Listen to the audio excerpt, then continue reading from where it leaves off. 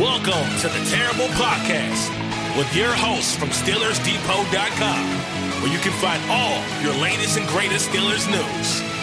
It's Dave Bryan and Alex Kozora, always lit, talking Steelers. And now, here's Dave and Alex.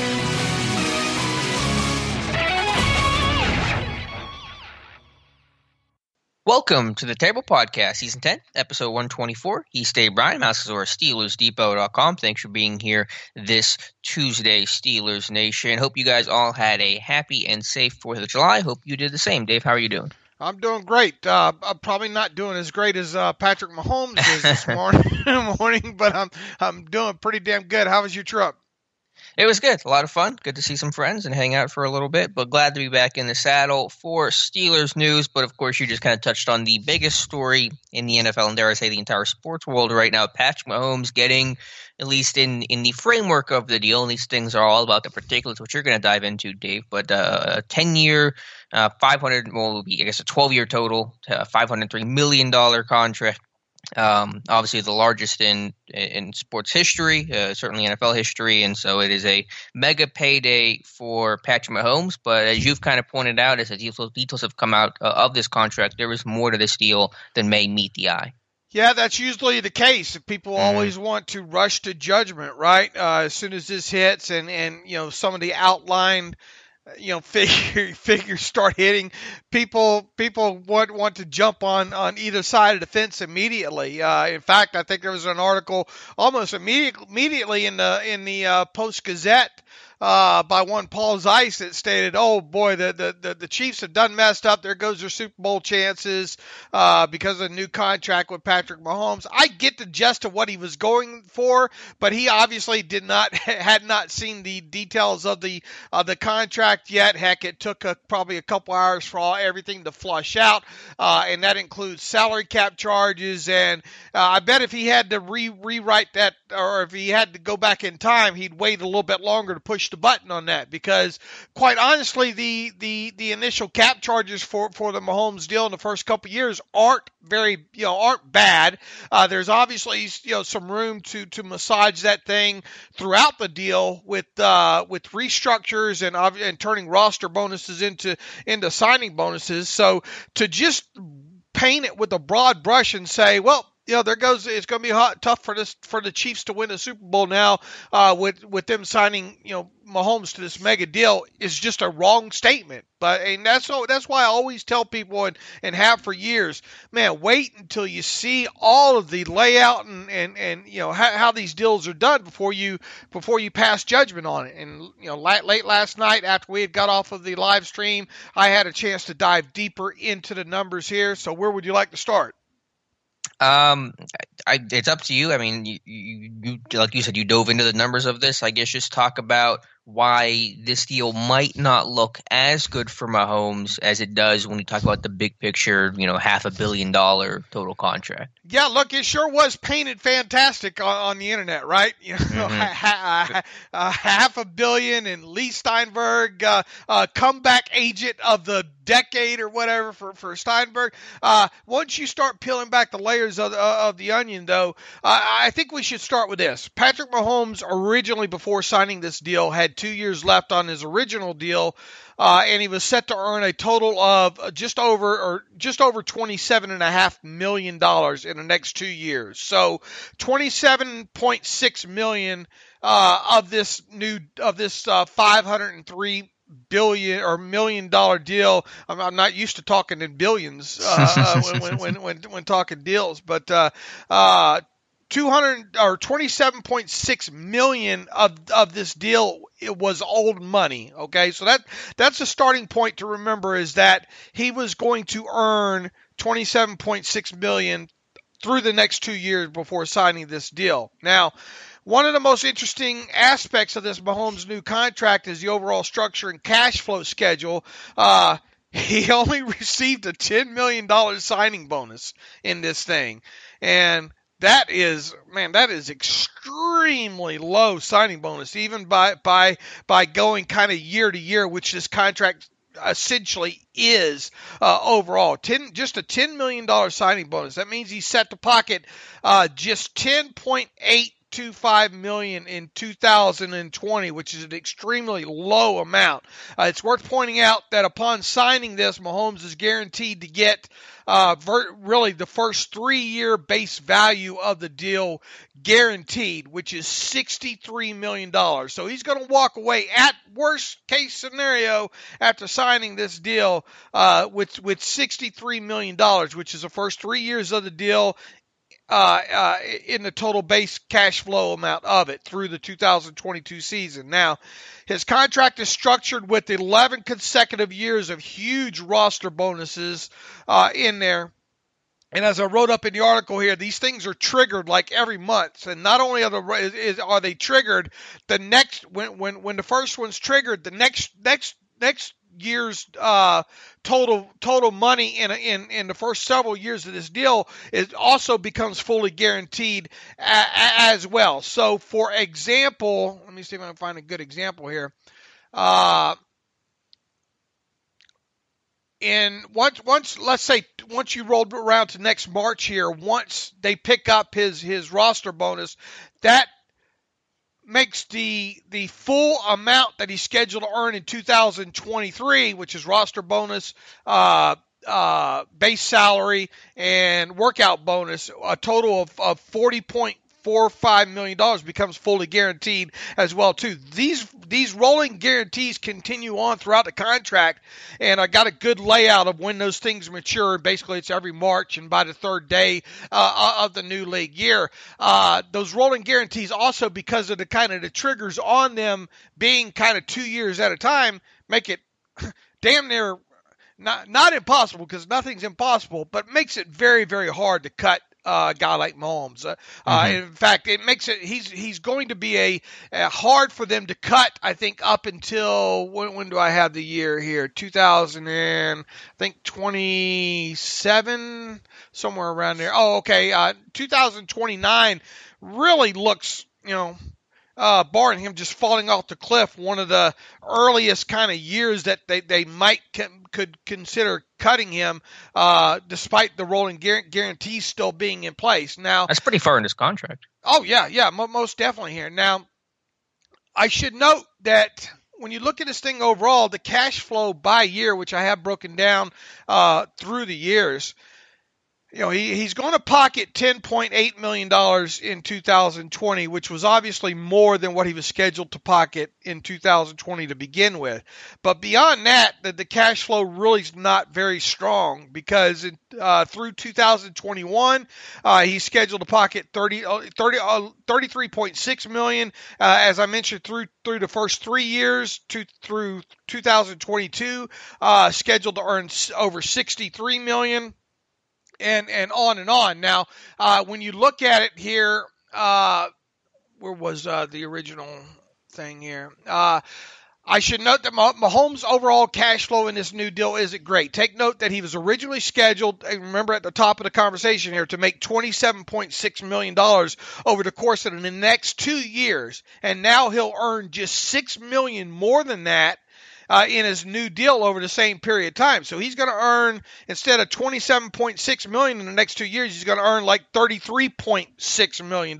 So that's not, that's not a great trade-off in a tight scope of this thing. Now, and while $63 million of this deal, a little over $63 million, is fully guaranteed at signing, he was guaranteed the 27.6 before even inking his new deal. So in short, he only gained $35.45 million in fully guaranteed money by signing on for an additional 10 years there. Now, the cap charges on this deal, obviously, with there not being a strong cash flow at the beginning of it, really point in the favor of the Chiefs. He's going to have very manageable cap charges here, at least by franchise quarterback standards go, for quite a while here. And also on top of it, because of these roster bonuses, I'm sure, are being written up in the contract as the Chiefs having the full right to restructure these things. In other words, turn them into signing bonuses at a whim,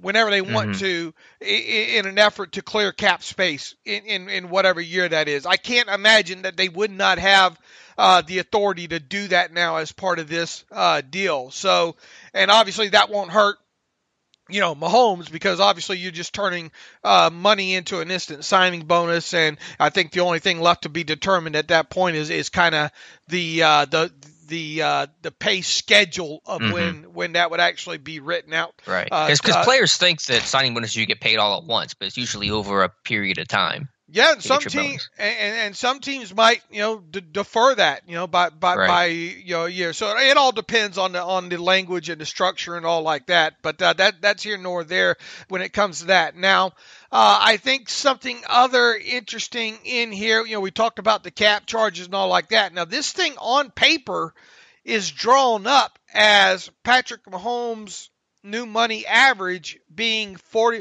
Let me add in here real quick though that the other that's not shown in my chart here, there is another $25 million in this deal that brings the deal up to over $500,000 that he can earn in incentives. So starting in 2022 and for 10 consecutive years thereafter, he has a $1.25 million incentive for winning the AFC Championship game and a $1.25 million incentive for winning the NFL MVP award. Now, obviously, we would think that he's not going to win the AFC Championship game every year, starting in 2022 moving forward. Nor is he going to win the NFL MVP every year moving forward. But with it, it's just important to note that $25 million of this, $500 million contract is in incentives over the 10 years. So when you look at this thing outside, on paper in totality and how this thing is represented, it's representative of him having a new money average of $45 million, which easily, obviously, now makes him the highest paid player in the NFL. And that new money average of his is $10 million more. When's the last time? I can't remember when the last time a quarterback was beaten. What was this highest, I guess the percentage going up over the previous number one guy being this much. So his new money average is $10 million more than that of Russell Wilson, who's in second place. All right, now that looks great on paper, but the devil is in the details, is what I wrote here at the end here, because technically Mahomes' new money average through the first 5 new years of his deal, which is technically the first 7 years of this deal, is just $39.55 million. So, that's a long time to have a new money average technically of that low, which is still $5.5 million less than what it's kind of advertised as. So within 5 years, Mahomes' new fabricated money average of $45 million is likely to be surpassed by a few other players, by then. Now, it is going to take a little while, I think, for a player to pass this, because we're going from Russell Wilson at $35 million to $45 million, and as I just kind of laid out for you, the $45 million isn't really $45 million. Even though it is, it really isn't, especially through the first 5 new years of this deal. But at some point, probably within the next 5 years, it's going to get passed and passed by more than one person. So the thing is, Mahomes, what's Mahomes going to try?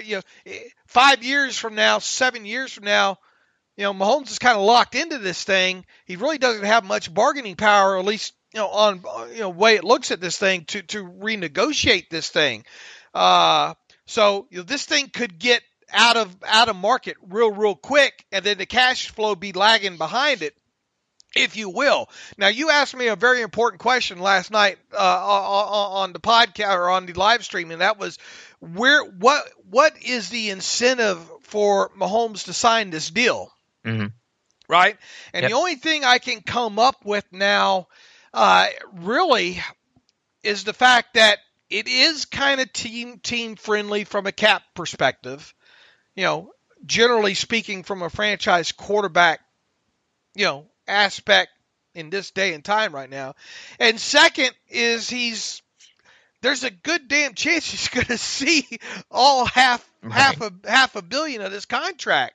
Okay, or at least a good 2/3 of it, I would think, because of the rolling guarantees and how they are structured and all in this thing with the roster bonuses, it's going to be extremely hard for the Chiefs to cut him.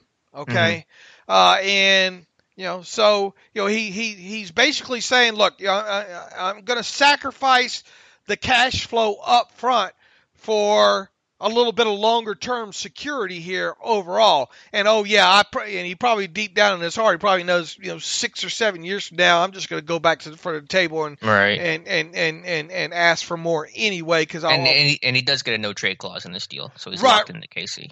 Right, and that's a no trade clause. He has to sign off on the trade, is what it means. Okay, yeah. Well, essentially, if he wants to stay in KC, they have to, unless they just release him. Right. So he kind of forces her hand that way. So really, that's the only thing I can see is the upside with this from Mahomes' point of view, because he's only going to earn $63 million over the next 3 years. Okay, well, he was scheduled to earn, 27.6 anyway. So he signed away his rights for quite a long time here, for more of the down the road, I guess, kind of security and guarantee, as opposed to being able to really strike and get a lot of this in the bank, in a quicker amount of time, if that makes sense. Yeah, that was just the curious part. Now, no one's going to feel bad for Patrick Mahomes. The dude's making a ton of money. Obviously, he's getting paid. But yeah, just the curious part was why a 10-year deal? Because what you said is the important part. 5 years from now, that quarterback money is going to probably seem about on par to what other quarterbacks get, and eventually it will lag behind. We'll see what Dak gets this offseason, assuming he gets an extension done. It's not going to be in Mahomes' realm, but it may be above Russell Wilson and already start moving that needle closer and closer in that direction. So, why not just do a 5 or 6 year deal, and then get paid 5 or 6 years when the market's reset to whatever the market is, maybe 50 million by then. God only knows how this thing's going to go. So that was just a curious decision, but I guess it does lock him in right now. It does, get rid of any chance for if he gets injured or something dramatic happens. There is $140 million in injury guarantee, although that's very hard to actually achieve. You'd have to have a career-ending injury of sort, but I guess it just gives him that security and the knowledge we'll be staying in KC for a long, long time. And here's the thing, too, and I haven't seen the language on it. It'd be interesting to see how it's written up, though. What constitutes him doing something stupid off the field that removes some of these guarantees, Right. Some of this language may be in the roster bonuses and all like that. It'd be interesting, in other words, I guess if this guy got popped for whatever, that violated the league, either substance abuse or what's the other policy? The off the field, conduct. Right, conduct. Yeah, detrimental to the league. Right, that kind of stuff. I wonder what it would take in, say, a DUI or something like that, or something along those lines. I wonder what it would take to essentially pop out all these guarantees and poof, be gone. Right. Or could it be something like Ben's old no motorcycle thing, where it's something just reckless that it's legal but puts him in harm's way? Right. I pretty much had this guy signing off on wearing a bubble wrap suit, during well, during this year. It's probably a good time to wear bubble wrap. Right, exactly. Here. Now, it makes you wonder what the landscape, the coronavirus landscape and all, how big a part that may have played in this as well, too, because once again, his cap charge as it stands right now, doesn't look to be that heavy. In fact, $5.346 million cap charge in 2020, which is only slightly a couple million more than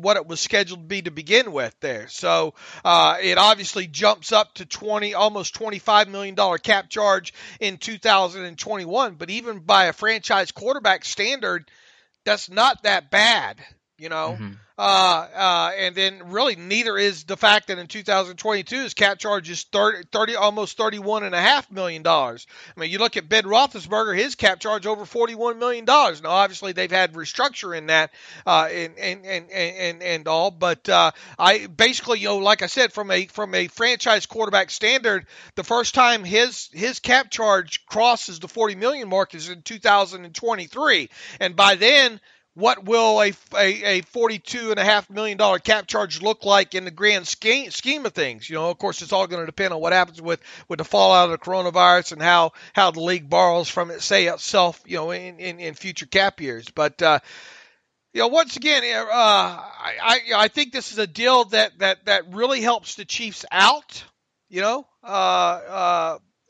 From a cash flow and a cap charge perspective here. But and really, it kind of hinders Mahomes on a cash flow aspect moving forward. On top of it, now, once again, it gives him longer term security. It looks like, but it's curious that he would sign away this is arguably right the best quarterback in the league right now, by far. All right, so you would think that you have a little bit more leverage than that, right? Mm-hmm. So obviously, I mean, you can give the cliche, good deal for both sides. You can see why both sides would want to do this deal, but push comes to shove, I think the Chiefs are getting the better end of the deal here. I do as well, too. And obviously, look, they weren't going to cut him for the next 5 years anyway, 7 years. And will he play out this entire contract the way it's written right now? I mean, odds are low because who Right. plays out a 10-year contract and, what's it going to look like, and either his play will fall off, some other circumstance will happen, or he'll want to redo that deal whenever the market catches up to where that current value slots him. So it's unlikely, but I think he'll play a good chunk of it. Right. Will he at least play it out through, let's say, 2026, which means he would have pocketed through the 2026 season $225 million, which is $250 million. Yeah. Yeah, I'll say probably gets around to year 6 and then something else happens, but who knows by then. Right, but interesting to say the least. This is my kind of porn, when this I can tell. When this stuff comes out here, and a very, very unique contract structure for a franchise quarterback. Yeah, just for players getting that kind of deal, it feels like a hockey or baseball contract, not something you see too often in the NFL. So we got most of the details on Mahomes. If anything else super important comes out, we'll tackle it for the next show. To circle back to the Steelers, wrote an article yesterday as the NFL offseason / preseason continues to get whittled away. The NFLPA Board of Representatives just passed, I think on Thursday, a resolution for the NFL to cancel all preseason games, not just cut in half, but cancel the preseason outright. That's just a resolution. It's not something that is mandated right now. We'll see what the NFL does and how they respond. But obviously, the scope and what happens during the offseason and now the upcoming preseason is dramatically different than anything we've seen before. And with that in mind, I wrote about 5 Steelers that were most impacted. Obviously, every single Steeler is impacted by the loss of all this time. But obviously any rookie is going to be impacted. So I added 2 on that list, 2 of the more obvious ones, guys like Chase Claypool and Alex Highsmith.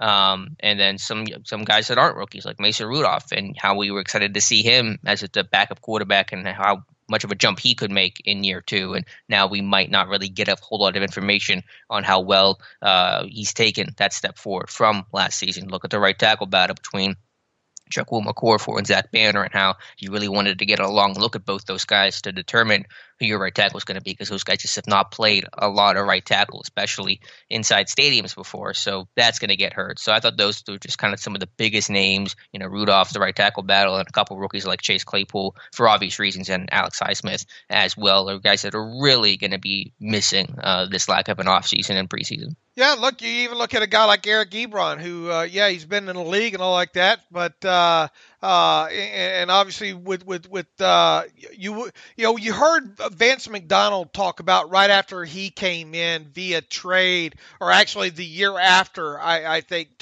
when he was talking back about how his first season in Pittsburgh was, and how crucial it was for him to miss out on a lot of that OTA and training camp stuff with the Steelers, because of how important he viewed it to get the timing down with the quarterback and all like that. I guess you will, to some degree, have the training camp practices for Ebron, which is something really McDonald didn't have. But how much are you going to be able to get done between Ebron and Roethlisberger? That said, so he's another one I think that you kind of add to the fringe corners of that list. If you will, is being impacted there. How will that impact how quickly you're able to get him on up to speed and on the same page with Roethlisberger? Mm-hmm. That's a great point. And I think the NFLPA is also calling for the league to not have any 11-on-11 drills in practice the entire season. So it's 7-on-7, a lot of on-air stuff, a lot of skeleton kind of practices. So it's even harder for those guys. I mean, I'm sure Ben and Ebron can look good in 7-on-7, but it's a little different once you get inside of a stadium.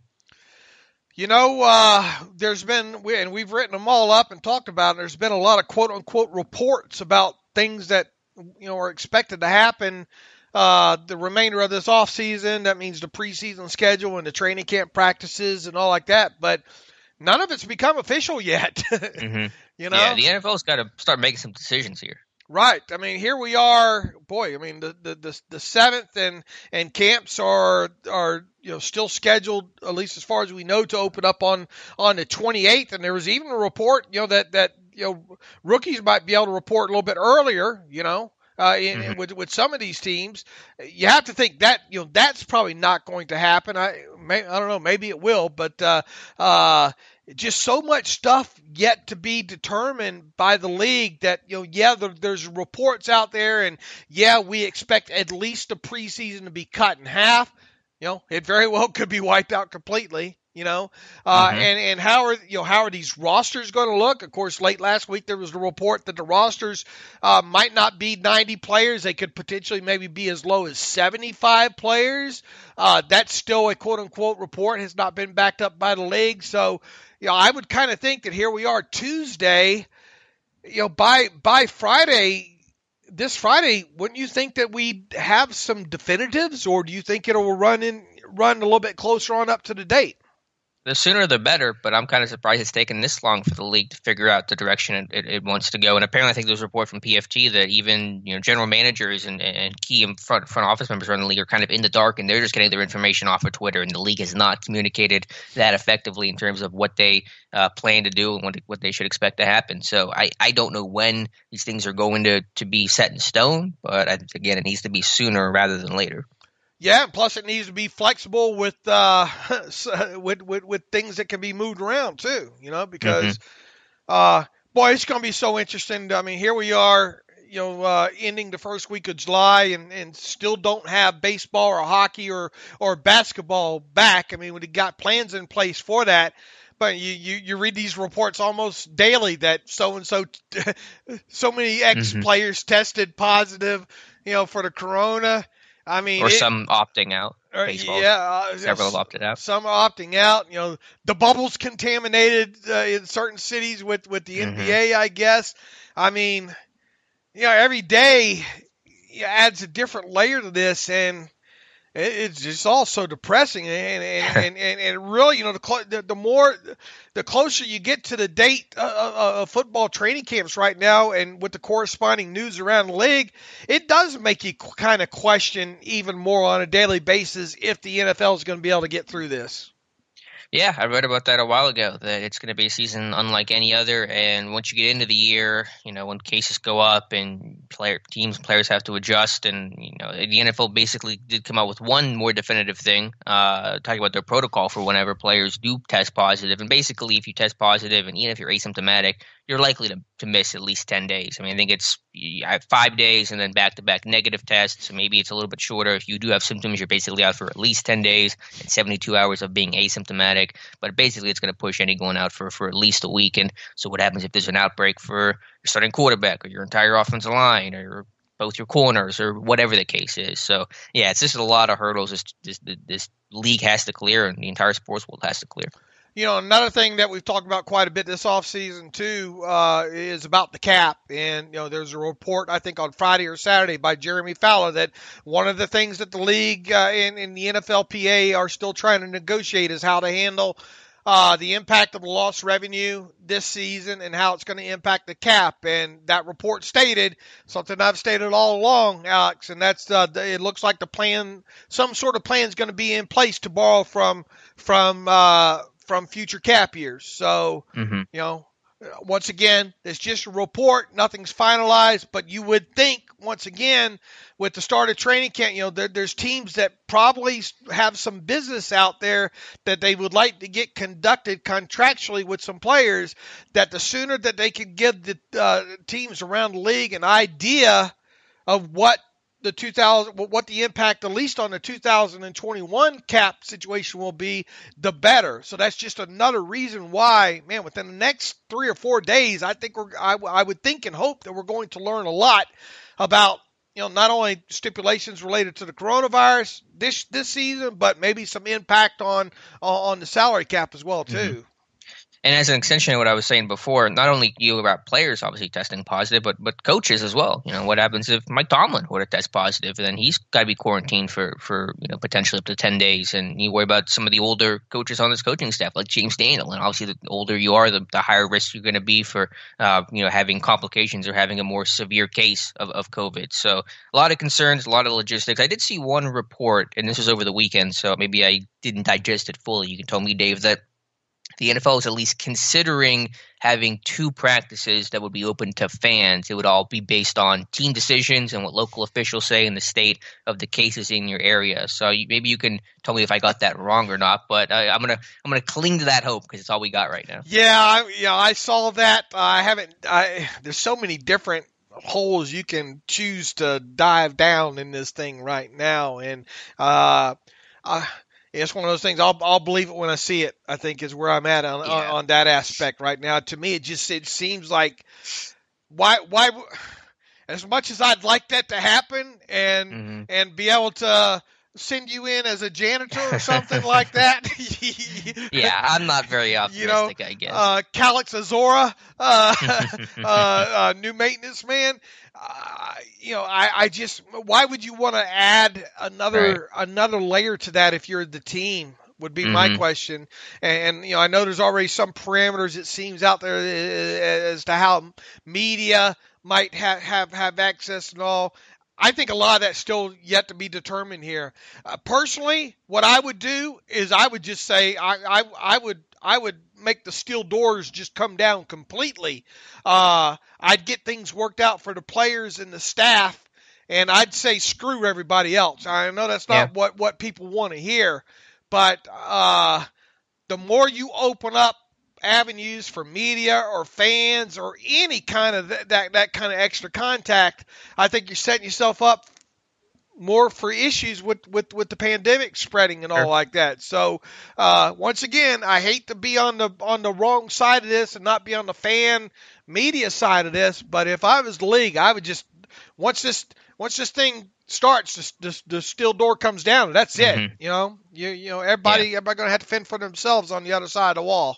Right, because you're just trying to get through this year the best way possible. I understand and at least partially agree with that sentiment. We'll see what happens. We'll keep you updated again. Unfortunately, it's a lot of reports, a lot of speculation. Seems to be nothing quite set in stone right now. But whenever that does, you never seen Escape from New York, have you? Never even heard of it. Oh, Kurt Russell movie, old Kurt Russell movie. He plays the character Snake Plissken. What a name, Snake Plissken is his character's name, and basically New York's become kind of this throwaway city where all the prisoners and dead becomes just basically a huge city of that's run by thugs and all like that. And the president's plane has to make a crash landing there or whatnot, and they have to send this guy Snake Plissken in to save the day. It's really it really has kind of stood the test of time. So add that one to your list of movies. Yeah, I was just gonna say, let me write this one down. The movies I probably will not end up watching. You ever seen Speed? I was recommended the movie Speed with like Keanu Reeves. Oh, you've never seen that? Oh, yeah, that's Sandra Bullock and Keanu Reeves. Yeah, that was really kind of Sandra Bullock's kind of coming out. Really what made her hit the big time. And I think kind of up until then, Keanu Reeves, it was kind of the first, I think, kind of more serious role from him, because I think really up until then he made Bill and Ted's Excellent Adventure. Have you ever seen Bill and Ted's Excellent Adventure? I have not. Oh man, I'm not going to do well today on the podcast. Yeah, that's another great. I'm aware of the movie. I know they're coming out with the remake of it sometime next year. Which I'm against them doing, because they're sure to ruin it that way. But I mean, that was kind of a classic when I was kind of or a teen. I don't know. I guess I was a teenager maybe still when that came out. But Keanu Reeves and who else is in that Speed is Dennis Hopper is the bad guy in that. Really does a great job in that as well too. Yeah, that's a very entertaining movie. Can't believe you haven't seen that one. I think what about Point Break? You've seen that, right? Keanu Reeves and oh man, I've not seen Point Break. There's a tweet going around. I think it's from Bobby Belt of like the top 50 movies rated by IMDb and how many have you seen? I had 12 with a 50.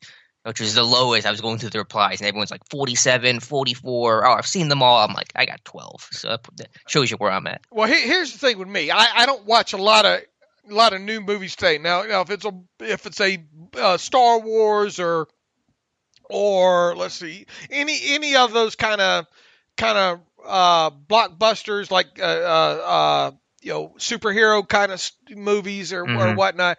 Yeah, I'll break away and try to go catch one of those or something. But other than that, because of kind of the nature of what I do now and obviously being reclusive and that kind of stuff, I don't watch a lot of movies these days. But I did up until probably about 15 years ago. Watch quite a few movies. All right. Well, let's transition to some Steelers talk and some speculation. I guess more speculation from my part. But we've talked so much about safety depth and areas where this team could still improve its roster and how it really wasn't addressed heavily during the offseason. Just a 6th-round pick in Antoine Brooks Jr., who obviously cannot be counted on for any significant defensive role his rookie year, especially in the middle of the pandemic and the offseason that's been lost. And so we've talked about maybe what positions could they trade for and add to later in August. Kevin Colbert is very trade happy that time of year.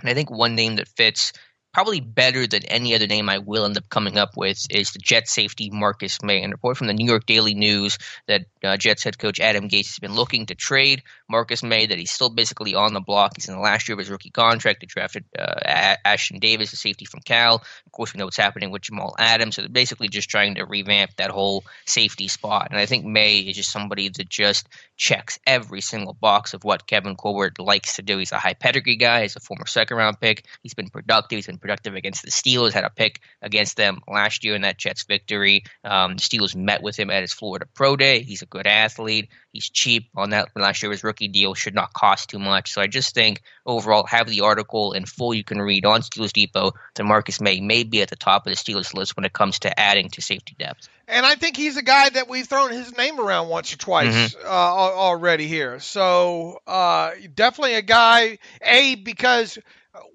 we set a 4 or 5 boxes out there that probably need to be checked to be that kind of player, right?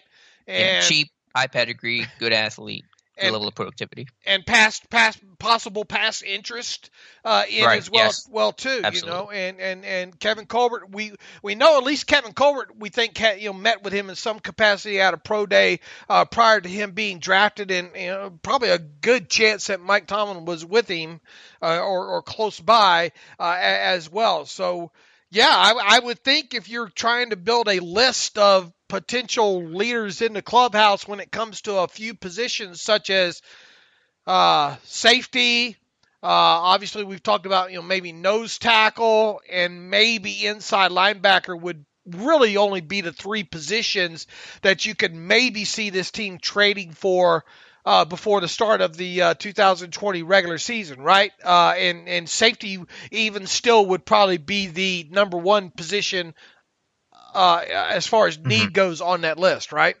Yeah, I think it's a position they most likely would make a move for outside the organization. I mean, who knows? But I think it's the one that makes the most sense because there just is no safety depth right now. You got Dangerfield, Marcus Allen, Brooks. None of those are attractive options, and May would be an obvious upgrade. I think so, and I think he would be. I think any list of players that you would start putting together, top 3 or 4, that might potentially be guys. And look, everybody who listens to this podcast by now or reads Steelers Depot any considerable amount of time should know that we're not ones to go out there and say, Steelers need to sign this guy or Steelers need to trade for this guy, because just, we live in the reality world, and we have, it makes no sense for us to write up clickbait or stuff like that with there being zero probability of it happen. Now, I did write up, the Steelers should look into dealing for Minkah Fitzpatrick before that happened, once the initial report came out. But in no way, shape, or form did I imagine Kevin Colbert would give a first-round draft pick for that. But I did think it was a player the Steelers should look into, and damn sure glad they did now. But even so, in no way, shape, or form did I think the team would ultimately consummate the deal for what seemed to be the asking price of a first-round draft pick. Well, they did. But it was because the contract was so cheap, and because you thought maybe you could get him. I wrote it up for the sheer fact I thought maybe they could get him for something a little bit cheaper than the first. Now, fast forward to where we are now, we just don't write or talk about this stuff off a whim. So if we come out and say this is a guy that the Steelers might and possibly could be interested in, then I like the chances of it. Now, the thing is with May is he's got enough pedigree and substance to him that he's going to be marketable, I think, to teams other than the Steelers at let's say a 5th round, 6th round price tag, right?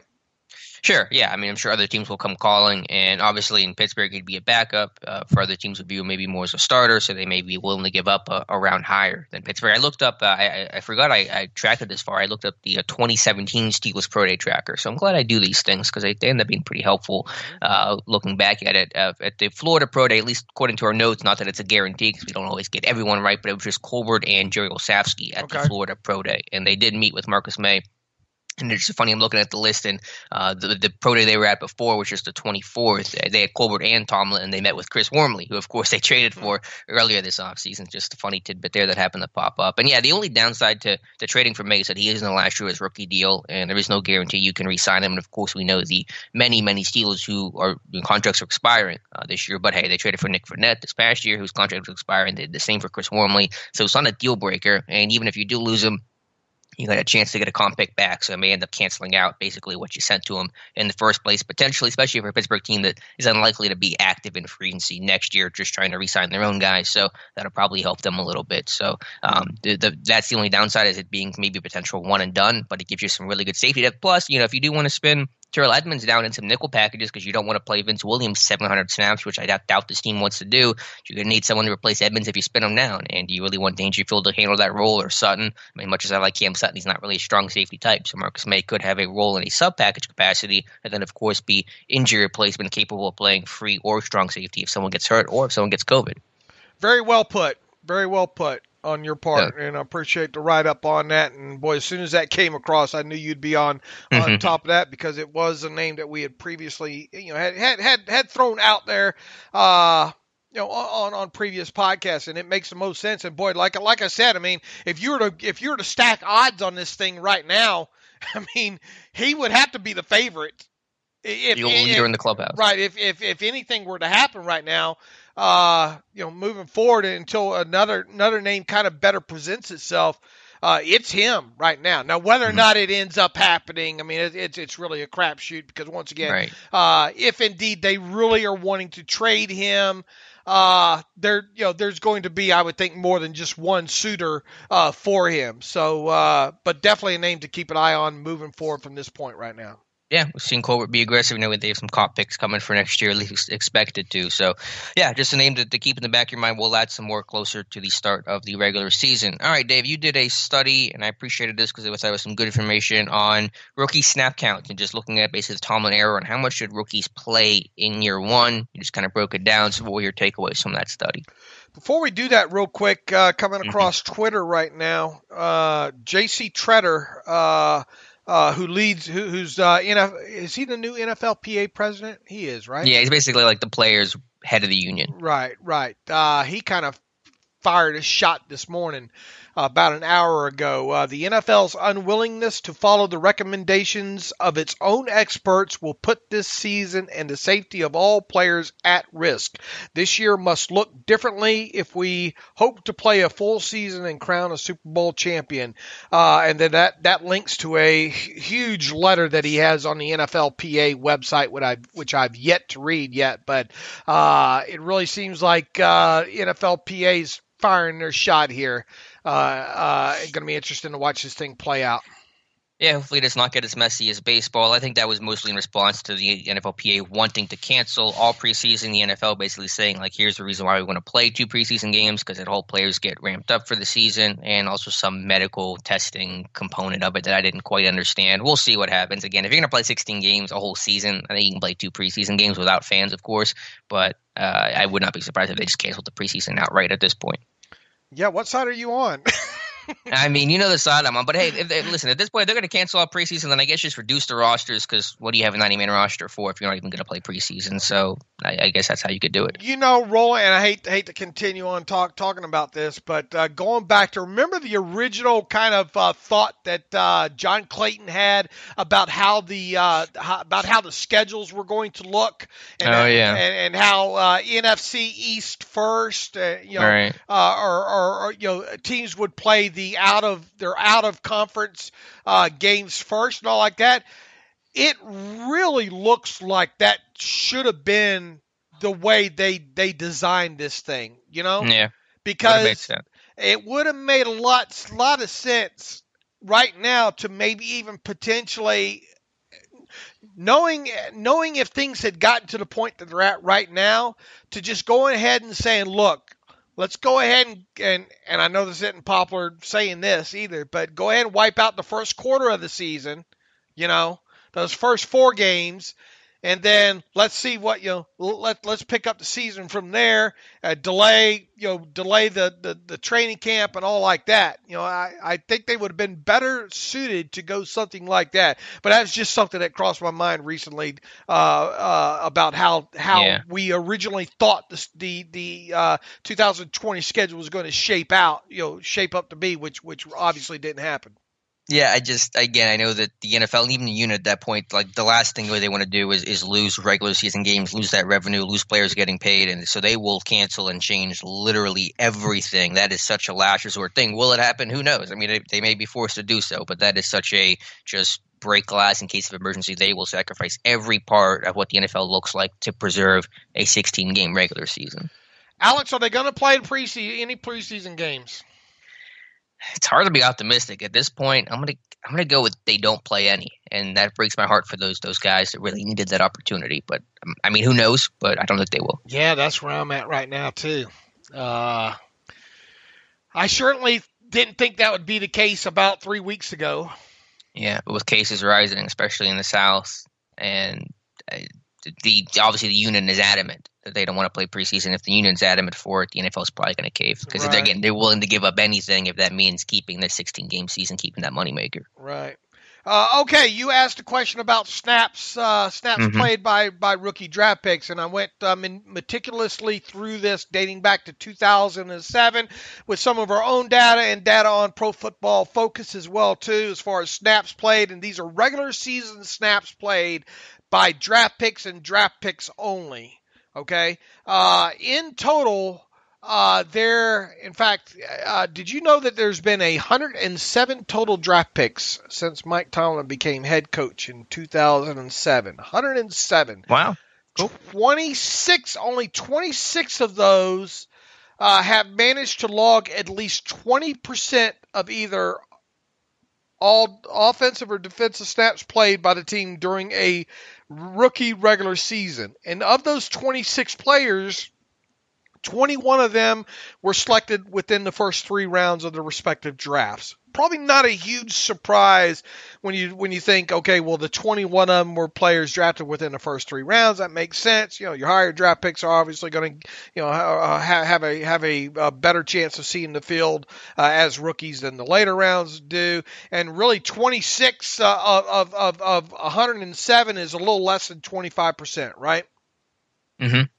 So they're probably not a big surprise there. Of those 26 players, however, just 13 of them, half of them managed to wind up playing 50% or more of the offensive or defensive snaps played in their rookie seasons, with 7 of those 13 being first-round selections. Probably, once again, not a huge surprise. Now, last season, it wasn't a huge surprise that Devan Bush played a large amount of snaps, right? And we kind of knew that, once he was drafted, that he was probably going to be inserted in that thing and be on the field quite a bit, which he was. However, I think if you logically looked at this thing after the draft, Deontay Johnson, I didn't like the prospects of him playing 20% or more snaps last season. He did. But that was kind of a byproduct, or mainly a byproduct, of Dante Moncrief falling flat on his face and Juju Smith-Schuster also getting injured as the season wore on. Johnson wound up playing 65.4% of all offensive snaps during his 2019 rookie season there. So you go through this thing and you look at the 26 players and the positions that they played and where they were drafted. I think one of the main takeaways, look, we've talked about this since the draft, and specifically since the offseason got altered and all like that. It's going to be extremely, extremely hard for the Steelers rookies to contribute and see the field a lot this year. And that starts with Chase Claypool and on down there. It's just, these guys are going to show up to training camp and shake a couple people's hands and, not shake some hands, fist bump, metaphorically, elbow bump, and get after it, right? It's going to be hard. Now, I think when you look at, obviously injuries play a big part in this thing, right? You go back to 2011, I think, and a guy like Marcus Gilbert, and remember that was the lockout year. Who would have ever imagined, with Willie Colon as your starting right tackle at that time, Marcus Gilbert even being a second-round rookie at that time, that he would wind up playing 76.7% of the snaps that year? Well, Willie Colon got injured in that first game against the Ravens, was lost for the season. In goes Marcus Gilbert. Who would have thought that a guy like Mike Adams in 2012, the very next year, would have wound up playing 45.7% of the snaps? What a bad draft pick that was. You could just see that one. They had him off of their board. I remember talking. That guy had a lot of the tools. I remember talking about him. Coming out of the draft, man, a lot of tools. The guy had a lot of different tools, but they're all scattered all over the front yard, and then you throw that into the fact that just the problems pre-draft and all like that.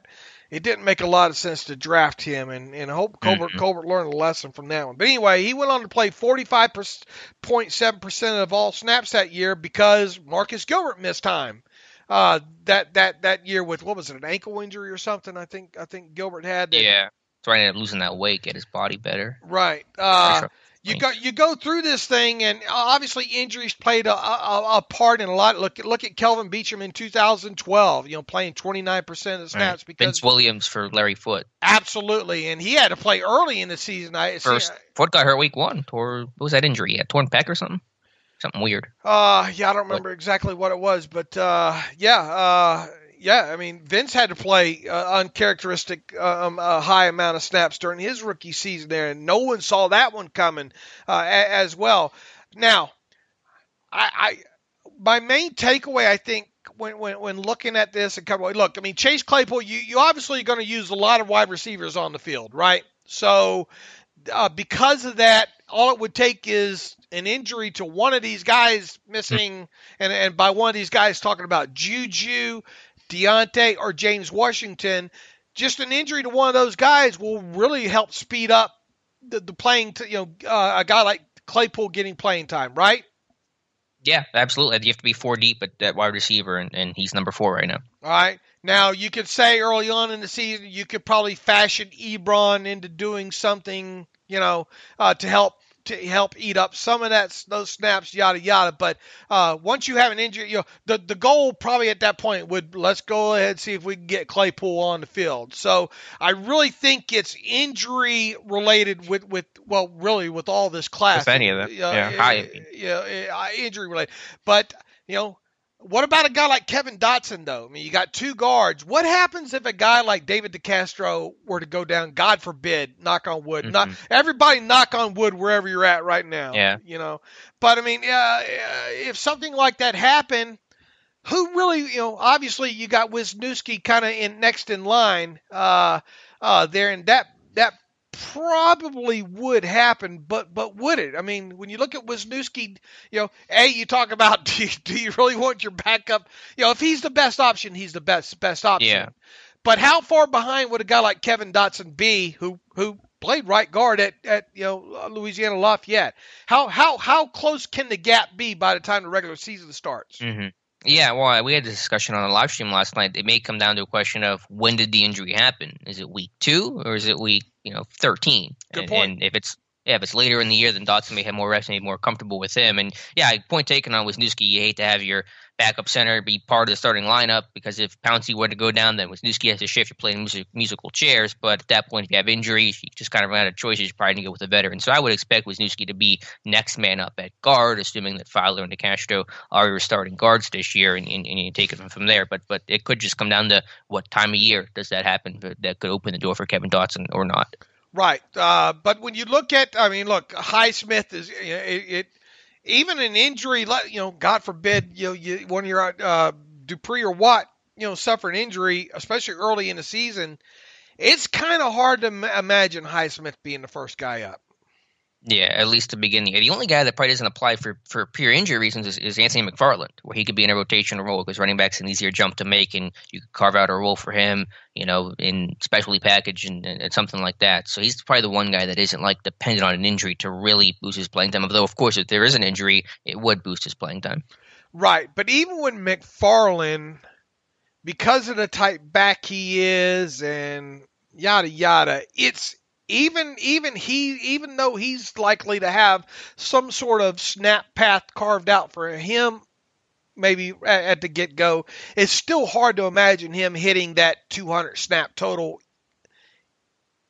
if only one running back got injured. Now, obviously, if a couple, if Snell and Connor, both miss time, well, then obviously, kind of all bets are off at that point there.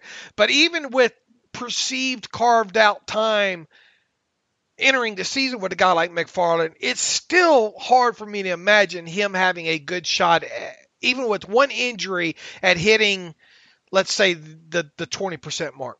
Yeah, I was just looking at what rookie's got the best chance to play right away, has that easiest path, regardless of what number of snaps it is. I think it's probably McFarland as we sit here right now. Who rank them as far as the draft picks go, as far as chances of playing 20% or more snaps in their rookie seasons? I'm going to go McFarland 1 because it was a path right away. And then, of course, there's always the injury risk, especially to a guy like James Conner. I'll go Claypool 2.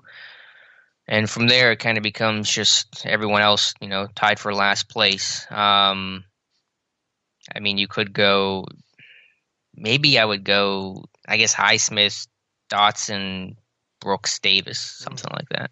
Just kind of an order. I would probably go Claypool, Dotson. Dotson that high. Yeah. Claypool. So you think if a guard were to go down, that Dotson will be next man up? Not necessarily right away, but at some point I think he could get in there. Okay. I'm sorry. Continue.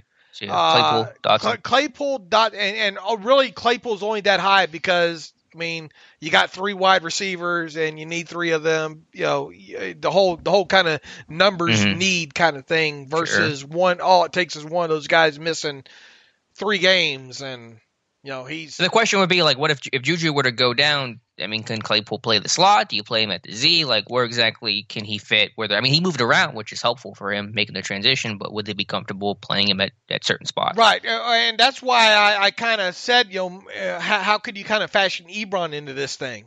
Right, right. But even so, I still think I would like Claypool's chances, because of high draft pick. Sure. And everything, and because of the number of receivers and yada yada. So I would go Claypool. Something just tells me Dotson has kind of the second best opportunity or second best chance to crack that. And then I think I would go probably McFarland even before Highsmith. Be honest with you. So those would be my top 4, and really something for the rest of those guys to hit it would really take. You're talking say the word cataclysmic. Cataclysmic. Yeah, there you go. Catastrophe. How many rookies, if any, will play more snaps on their side of the ball, offense or defense, than they will on special teams?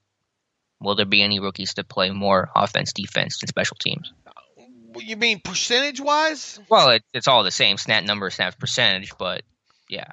Just do number of snaps. Well, you don't have that many special team snaps overall. What's a good special team? What is a good core special? Well, you could play up to 300 snaps as a special teamer. You have a decent number of snaps there. But are you talking percentage or just total snaps? Total snaps. Who has the well, obviously, look, Claypool, and here's the thing: if Claypool has to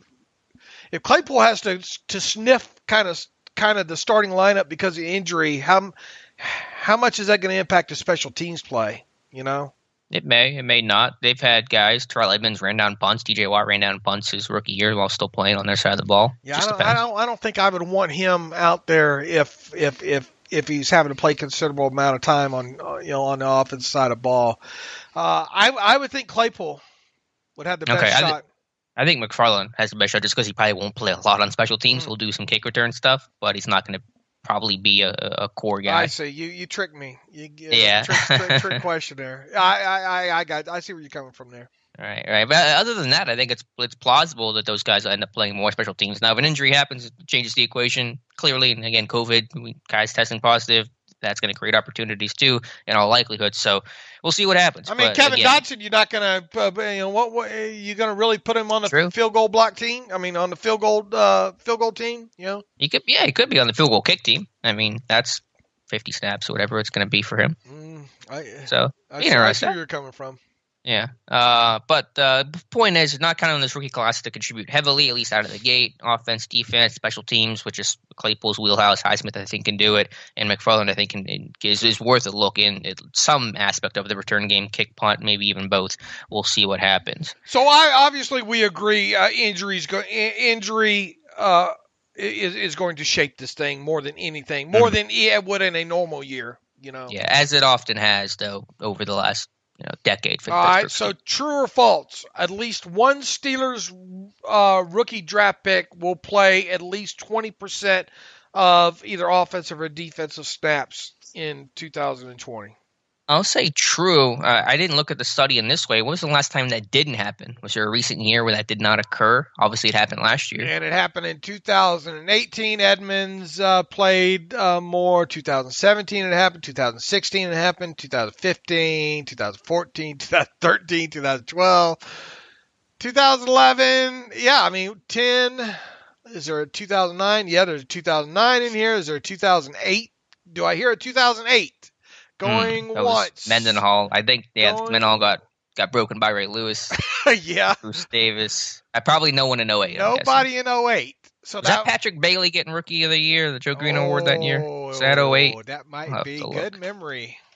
think it was. Yeah, that was 2008. So it only hasn't happened once in '08, which I think is Colbert's worst ever draft class. And even understanding the context of this year and how the disadvantaged rookies are at, likely injury, some scenario pops up where a rookie's going to play at least 20%. Right. Now, will one play 50%? That's probably the better question, right? I think it is. I'm going to lean no right now. Remind me to put that into Friday. That's a good question, right? Because we've had, what did I say? 1, 2, 3, 4, 5, 6, 7, 8, 9, 10, 11, 12, 14 players since 2007. 14 rookie draft picks have played more than 50% of either offensive or defensive snaps. What was the last year it didn't happen? Because obviously it's happened each of the last 2 years, at least, with Edmonds, Deontay Johnson. It happened in 2017? 2014 looks like the last time it did not happen. Okay, so good question. Yeah, I mean, it happened in 13. It did not happen in 2012. It did happen in 11 with Gilbert. 2010 it happened. Marquise Pouncey leads the list here in snaps played. 2009 it happened when Mike Wallace. It did not happen in 2008, nor did it happen in 2007. So 7. What were the years? There were 3 years I rattled off there. Where it did not happen? Right. 07, 08, and 14? What was the other ones? 12? 14. Right. So those are the years. Wait, it didn't happen in 2012 either. Okay, that's what I thought. I thought there was 12 and 14. Right, so 4 years since 2007 that a rookie draft pick did not play 50% or more of either offensive or defensive snaps. Yeah. Again, it's tougher to gauge this year because you're balancing the lack of an offseason with potentially of COVID, and who God only knows. But I'll go no for now. I will go false too. All right, Dave. You had an article you wrote up yesterday, some buzz over the weekend about, and I was really happy to see this, a push to get Bill Nunn into the Hall of Fame. And I think it was the initial tweet came from, I believe, Jim Trotter, talking about of the, I believe, 57 contributors in the Hall of Fame, that none of them are minorities. And he said if there's anyone deserving of that honor to stop that streak, it's Bill Nunn. And I wholeheartedly agree, not only just for the minority aspect, but obviously what he did as a contributor for the game. That alone is more than enough, in my opinion, to get him in. And there were several other, I forget if they were voters or Hall of Famers, you can tell me who they were, that agreed and said that Bill Nunn deserves to be in the Hall of Fame. Yeah, look, I was glad to kind of see this. Dating back the last couple of years, I've been kind of adamant, especially on the Twitter machine, about Bill Nunn belongs in the Pro Football Hall of Fame as a contributor since, and how many years now going on now has it been since we the contributor? Let's see, it's been since I just wrote this up yesterday. You'd think I'd know this. 2015 is when it was established, a contributor category. Now the way Trotter kind of framed this is wrong originally with his tweet that he had the other day. And by the way, Jim Trotter is one of the voting members of the Pro Football Hall of Fame. And all this stems from an article that was written, I think, July 3rd or 2nd on Deadspin. Jim Trotter responded to it saying, "This is an interesting read. It is curious that in the 57-year history of the Hall of Fame, no person of color has been voted in as a contributor. 0. Don't know the reason, but it's not a lack of deserving candidates." He goes on to say, "Top of my list is the late, great Bill Nunn." Now, 57-year history, it's kind of over the top there when contributor category's only been around since 2015, right? Okay, so I said that wrong. 57 years, not 57 contributors. Yeah, but point taken to what he's saying here. All right, and it is point taken. Now, the Deadspin article goes into because wanting, because they push for minorities. Look, Bill Nunn, throw out the minority classification here. What this guy did, is incredible. And ever since the great Gil Brandt, who we've talked about time and time again, especially around draft season on this podcast, does a phenomenal job. And I know it's kind of blasphemous to come out of my mouth, right, to say I'm a huge Gil Brandt fan as a Steelers fan because of all the time he spent with the Cowboys. But, I'm able to draw the line there. But the fact that Gil Brandt's already in the Pro Football Hall of Fame as a contributor and Bill Nunn isn't is quite preposterous. Mm-hmm. You agree? Yeah. No, well, I think just even putting Brandt aside, just on Nunn's own merits, he deserves to get in. But yeah, if Brandt's going to be in, then Nunn should be as well. I mean, you just circle back to that 1974 draft and undrafted class, because obviously Donnie Shell was part of the undrafted class. There, you got five guys in the Hall of Fame from that alone, and that's just a starting point. I mean, I obviously don't need to go through all throughout. People that have listened to this podcast or read the site, or really Steeler fans in general from a historical perspective, should know. What Bill Nunn brought to the table as a scout and really an organizational contributor throughout his career there.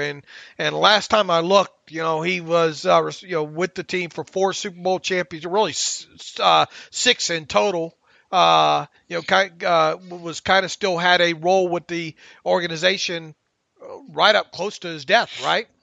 Mm-hmm. Yeah, and of course there's the War Room named after him, and just being able to shine a light on players that at HBCUs that were overlooked, that would have not gotten the attention and spotlight, not only from Nunn scouting, working with the Steelers, but publishing reports for the Pittsburgh Courier, for example, and having the list of all-stars from HBCUs and giving those guys a chance. You would not have had those players probably had the careers that they did had it not been for a guy like Bill Nunn.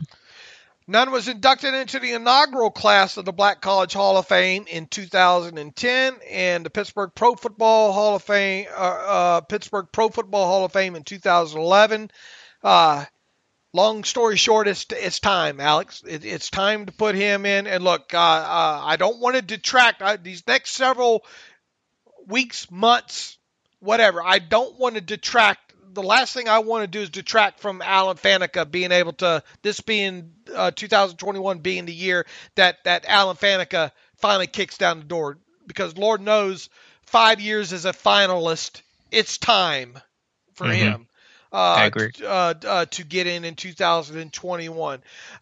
My only fear, I'm glad to see that Trotter, and look, it wasn't just Trotter, because you had guys like several other of the voters as well too, which gives a lot of hope here.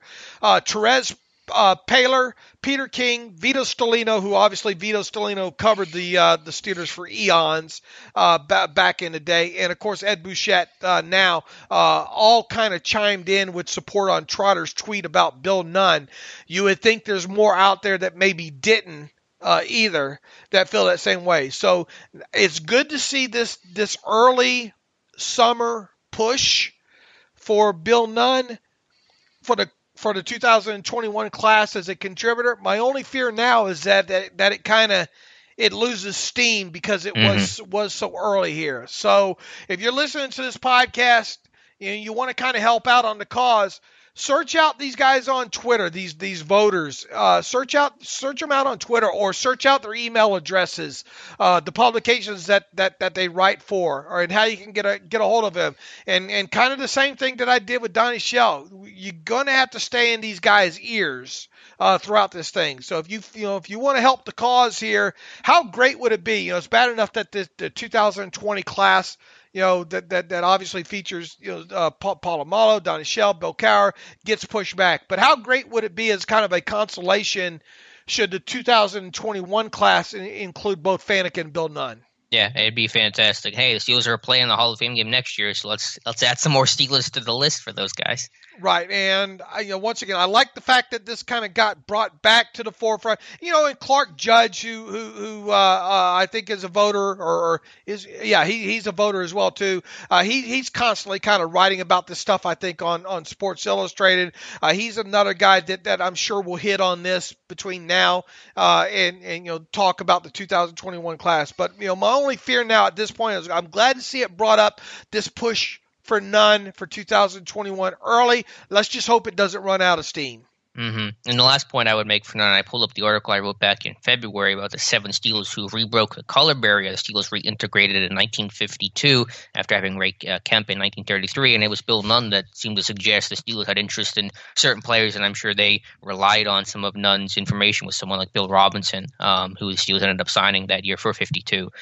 So I think in a way he probably played a role in the Steelers reintegrating, and then obviously became a part of the front office and helped build that Steelers dynasty. So in a lot of ways, Bill Nunn played a key role for Steelers history, and I think for NFL history as well. Right, I agree, and I know people are out there saying, "Well, Dave, how come you're not, no support? Where's L.C. Greenwood? Where's the support for L.C. Greenwood?" Yeah, look, I agree, he's another one, and you could probably make a case for Andy Russell as well too. I get all that, but I think with this thing, what I've seen now, and especially in light of the social media world and all like that, you got to strike while the fire's hot.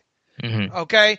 You know why Donnie Shell really probably ended up getting in this past year is because of this Centennial class. Widening that, Donnie Shell being a past, there was just kind of that kind of early push, and because of the class being bigger, because of the Centennial, it made, and plus Donnie Shell, look, I mean, he's deserving anyway, but you had to get the full support behind him because that's where it was at, and I think I said that several times throughout the process. This is probably was the single best and probably last chance Donnie Shell had to get in the Pro Football Hall of Fame. Yeah, I agree. If it wasn't going to happen this year with, like you said, them expanding the class, and it probably was never going to happen. Now, there'll be a time and place, I think, to, and because of the Bill Nunn being brought in the forefront now, and all that's what kind of transpired in this Deadspin article, there's more of the push for Bill Nunn right now. So it makes sense as a Steelers fan right now, in addition to putting your support behind Faneca, it should be behind Bill Nunn. Now, will there come a time that we need to make a bigger push for L.C. Greenwood? Yeah. But I don't think that time is now. I agree, Dave. So we'll keep you posted on that. Hopefully, I really hope that Nunn does get inducted this upcoming year, and I think there will be a stronger push for him than in years past. But as you said, the momentum has to keep going. Absolutely. All right, Dave, going through our Steelers training camp preview, I want to finish up with the offense. We spent a lot of time talking about receivers today, so we won't spend maybe a ton of time reviewing the receiver group, but I did want to... Do you want to go ahead and shelve that until maybe Friday? You think we should? Yeah, we did cover a lot today. That's probably a good call. I mean, how was today's show? Well, I think it was good if you like the salary cap. I think if you're like Dave, you had a good first half hour of the show. Yeah, we can shelve that to Friday's show, and we'll touch on the receivers there. So let's get to some reader emails and wrap up today's show. Yeah, I apologize. I know he's not I know Patrick Mahomes not a member of the Steelers and all like that, and I wonder how many people just turned it off. Me rambling about the cap, but I think it's not often a $500 million contract is there to be talked about. Right. So let's I agree. Let's put off the wide receiver talk until Friday. Give us something to look forward to. All right, let's get into a couple emails here. This one from Bob Francis writes in. On this week's Monday Morning Quarterback podcast, Gary Gramling and Andy Benoit broke down the Steelers' offense with Ben, and I wonder what you think. He made two main points. Andy said the Steelers essentially run two offenses, one for the run and one for the pass. His point was that there's little overlap between their run and pass sets, that they have different personnel. The teams and the team rarely runs out of passing sets or passes out of running sets. Example, play action. Does that match your charting? If so, does that change in 2020 when Matt Canada, and he has in parentheses, if I'm right, the opposite approach is a team like the Rams, which uses the same personnel for almost all plays, and they run and pass out of similar sets. I'm biting my tongue a little bit here, but go ahead. What was he say? What were they saying? The Steelers pass out of pass sets and run out of run sets, or the opposite? He says Andy Benoit said the Steelers essentially run two offenses, one for the run and one for the pass. His point is that there is little overlap between the run and pass sets. They have different personnel, and that the team rarely runs out of passing sets or passes out of running sets. Okay.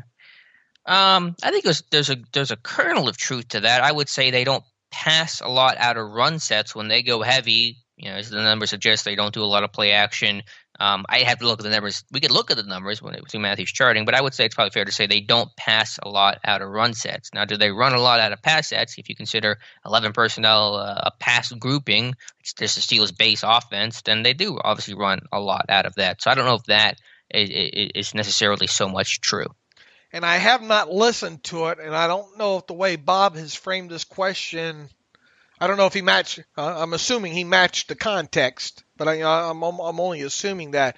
The biggest takeaway, I think, and Alex and I have talked about this, especially when this team goes heavy, is that they do generally run a lot out of that, especially when they bring the extra lineman on the damn field.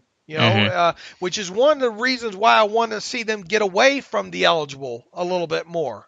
Right. Because it did become so predictable, as far as run. And on top of it, they weren't as successful as they should have been with the run.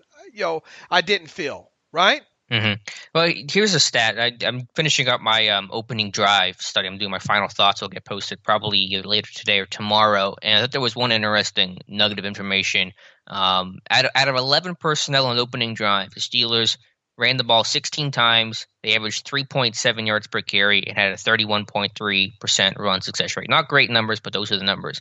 But out of heavy personnel, so 12, 13, which I'm including Zach Banner as 13 personnel, 21 personnel groupings. They ran the ball 15 times. They had 18 yards, 1.2 yards per carry, and about a 25% run success rate. So they were terrible running out of heavy personnel, yet they did it about as often as they did it out of 11 personnel. And so that was one thing I found in this study where they were trying to really pack things in early, and all that did was just bring in loaded boxes and run blitzes and aggressive defenses, and they could not run the ball out of heavy on opening drives. And I have mentioned since the signing of Ebron, I don't look forward to this team running two or more tight ends and running out of that.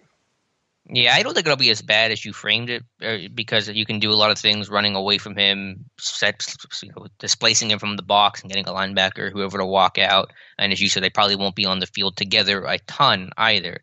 But point taken, because he's not a good run blocker. One of the biggest things I look forward to following along is how they run out of two or more. Because look, even your other tight end, let's say you decide that Gentry is the guy that you want on the field there. I mean, he's obviously coming off. I mean, he had a long way to go in development as a run blocker. Mm-hmm. And Vance was terrible last year. Now he's been better in the past than last year. He was awful as a run blocker in 2019. Right. So I don't look. I think you're going to. This team. Look, the return of Ben's going to help in so many different areas. Mm-hmm. Or should. And one of those things too is you would hope to be able to see them run out of 11 more and better. Yeah, just running more effectively is something we've talked about plenty. But yeah, just kind of crazy. Opening drives. Out of 11 personnel, 3.7 yards per carry. Out of heavy personnel, 1.2 yards per carry. Pretty drastic difference. Bob goes on to say, Andy also said that Steelers' passing game tends to favor a spread attack where they spread things out with 5 wide receivers and the quarterback by himself. He said this approach usually relies on fast developing isolation routes for wide receivers rather than slower developing combo routes that scheme guys open. This asks wide receivers to win and relies on Ben to gain advantage of pre-snap and or extending play. Same question, does that match your charting? If so, does that change in 2020? Well, you have to go back to 2018 when you talk about Ben. And overall, they didn't run a lot. There was the game.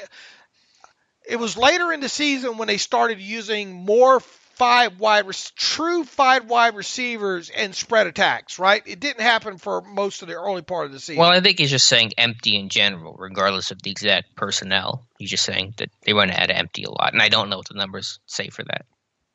Now, the thing about isolation routes with wide receivers, look, the thing that and Alex and I talked about this a little bit on the live stream Monday night was the fact that, if there's one thing that Todd Haley gets a lot of credit for during his time in Pittsburgh was the fact that he got Ben to get rid of the football quicker. All right, to read Mm-hmm. to read the stuff, get the football out. It was a lot, 2018 specifically. Ben was the king of dink and dunks, and I don't mean that in a negative connotation either, because he was quite good with that.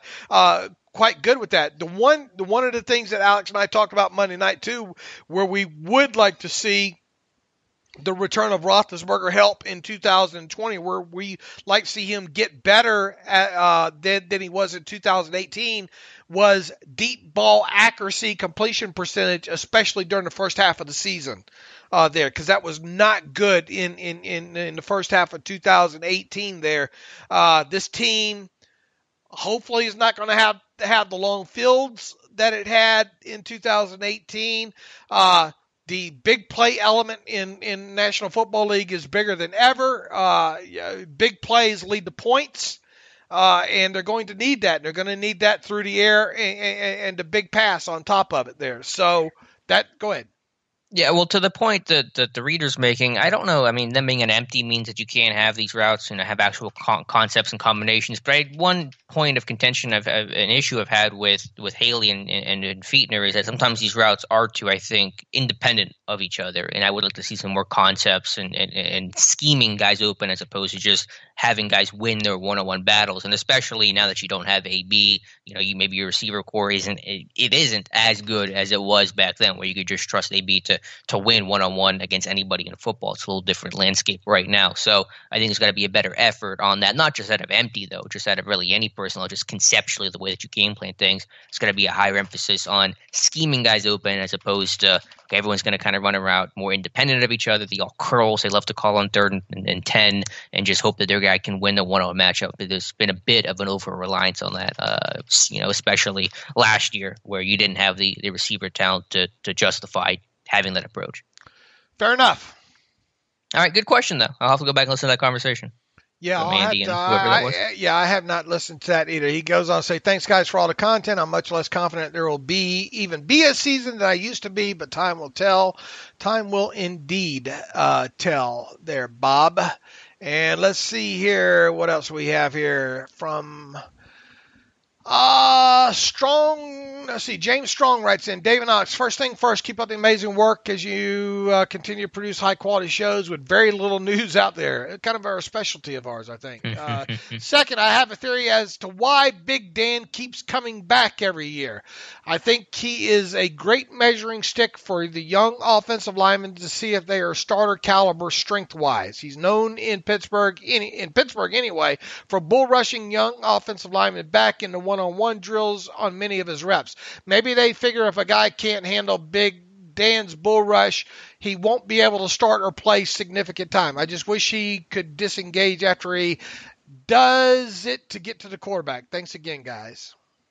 It's a thought. I agree on the second point. Dave talked about this a lot, hoping he could disengage, get off of blocks, finish the play.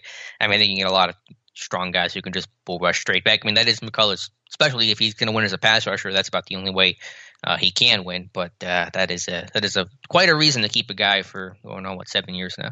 Yeah. I don't think I don't think you keep a guy just as because he's big and you can use him as a measuring stick of young offensive linemen. No, I don't think that's why. He's just here because there really hasn't anybody to push him off the roster. They just haven't really invested in that. Maybe the occasional 7th-round pick on a Josh Frazier or somebody, but he's just been able to be that last guy because there's not been much competition for that final spot. Right. And, man, you have to wonder if this is the year, I think he makes it. You do? Yeah, I mean, who's going to put? You think Carlos Davis is going to push him off? I think 7th-round rookie. Something's going to happen that works out with him not making it this year. I've had it. He's not going to be on my next 53-man roster prediction. All right. I'll be curious to see you put on there. Yeah, me too. No, in all seriousness, though, like I said, I mean, like we said in a recent podcast, man. I know the cap savings isn't astronomical when you look at roster displacement and all like that, and yeah, it's going to be can they find a guy to be that backup guy? That's going to be an interesting thing. You would have thought maybe with the full full offseason. Maybe Carlos Davis could be that guy. And we just don't know right now at this point. But and long story short, it is going to be tough to supplant Dan this year, I think, truth be told. Yep. We'll see. All right. I think that's all we got, Alex, as far as stuff that since Friday that we've read here. So with that, probably, let's see, we're about an hour and a half into this thing. Probably a good time to kind of wrap it up. We'll talk about the wide receiver position on the Friday show, and we'll see what else we have from the league to discuss just concerning the rest of the offseason and preseason, how that goes. So in the meantime, you can follow me on Twitter at Steelers Depot. You can follow Alex on Twitter at Alex_Kozora. You can follow the show at Terrible Podcast. Email the show, theterriblepodcast@gmail.com. If you like what we do and you want to donate to the cause, please do so by going to SteelersDepot.com and hit the donate button up right navigational bar. Also, if you'd like an ad-free version of SteelersDepot.com, I think we had another sign up for that this morning. Go to SteelersDepot.com, hit the ad-free button up right navigational bar. For $25 for 1 calendar year, you can have ad-free version of SteelersDepot.com. It's become very, very, very popular for our readers on the site. So until Friday, as always, thanks for listening to the Terrible Podcast with Dave and Alex.